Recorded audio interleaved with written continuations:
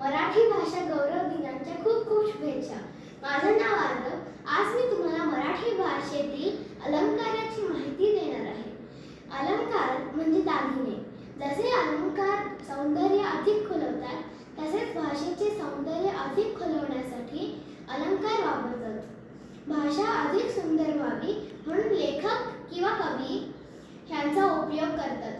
अलंकार दोन प्रकारचे असतात, शब्दालंकार आणि अर्थालंकार. अनुप्रास अलंकार शब्दालंकार मध्ये येतोय. आता मी तुम्हाला अनुप्रास अलंकाराची माहिती देणार आहे. अनुप्रास अलंकार म्हणजे जेव्हा एखाद्या वाक्यात किंवा कवितेच्या ओळीत एकाच अक्षराचा सारखा उपयोग होऊन एक नाद निर्माण होतो व त्या नादाने गोडवा येतो, त्यास अनुप्रास अलंकार म्हणतात.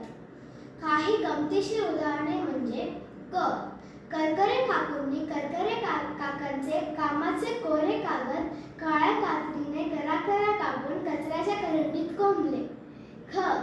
खोट्यांच्या खादाड खारीने खोट्यांच्या खानदानी खुर्ची खाल्ली, खलबत्त्यात खाल्लेली खमंग खसखस खरंच खाल्ली.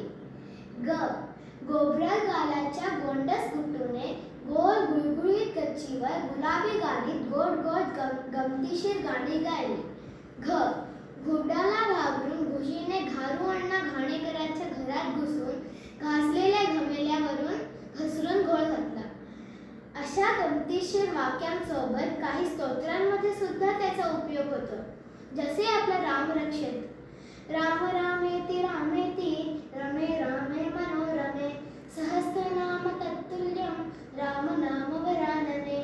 धन्यवाद. राम राम.